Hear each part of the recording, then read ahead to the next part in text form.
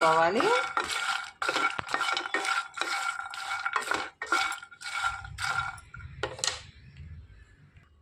ఇదే ప్యాన్లో 2 టేబుల్ స్పూన్ల ఆయిల్ వేసుకోవాలండి.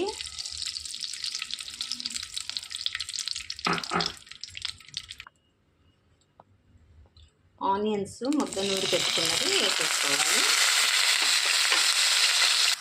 కట్ చేసి పెట్టుకున్న పచ్చిమిర్చి వేసేసుకోవాలి. స్మెల్ కోసం ఒక బిర్యానీ ఆకు వేసుకోవాలండి. చిన్నది మరాఠీ మొక్క దాల్చిన చెక్క వేసుకోవాలి. స్మెల్ కోసం, స్మెల్ చాలా బాగుండిద్దండి. అందులోనికి 1 టేబుల్ స్పూన్ జీలకర్ర వేసుకోవాలి. 1 టేబుల్ స్పూన్ అల్లం వెల్లుల్లి పేస్ట్ వేసుకోవాలండి. వేసుకొని బాగా కలిపేసుకోవాలి. పచ్చి వాసన పోయేంత వరకు కలుపుకోవాలి.